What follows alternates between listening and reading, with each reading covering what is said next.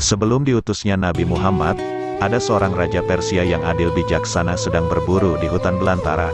Karena asyiknya mengejar buruan, sang raja terpisah dari pasukannya, padahal saat itu hujan mulai turun. Ia melihat sebuah gubuk sederhana dan minta izin berteduh, yang segera saja diizinkan. Penghuni gubuk itu, seorang wanita tua dan anak gadisnya tidak mengenal sang raja karena saat itu tidak memakai pakaian kebesarannya. Untuk menjamu tamunya tersebut sang gadis memerah susu lembu yang melimpah banyak sekali. Sang raja minum dan ia langsung merasakan kesegarannya. Melihat keadaan itu, terbersit dalam hati sang raja untuk menerapkan aturan pemungutan pajak bagi pemilik lembu. Hal itu akan menjadi sumber pemasukan yang sangat lumayan bagi kerajaan. Ketika malam menjelang, sang gadis akan memerah susu lembu seperti biasanya, tetapi ia tidak mendapatkan setetes pun. Maka ia berseru, "Wahai ibu, sepertinya raja mempunyai niat jahat terhadap rakyatnya."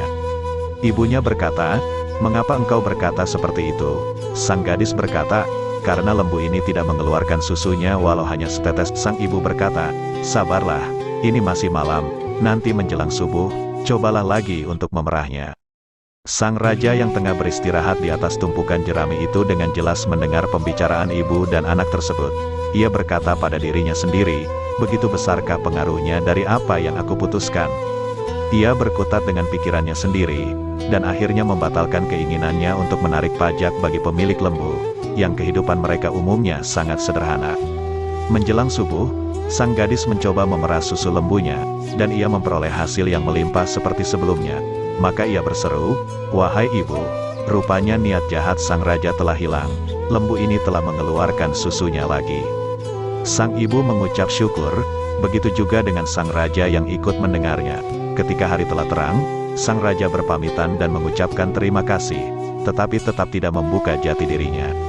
Tidak lama berselang, datang serombongan pasukan yang membawa ibu dan anak penghuni gubuk sederhana itu ke kota kerajaan. Mereka diperlakukan dengan hormat dan penuh penghargaan. Ketika mereka dihadapkan kepada sang raja, barulah mereka menyadari kalau tamunya semalam adalah penguasa yang sempat dibicarakan. Dikhibah, mereka berdua meminta maaf, tetapi raja yang bijaksana itu berkata, "Tidak mengapa, tetapi bagaimana engkau bisa mengetahui hal itu?"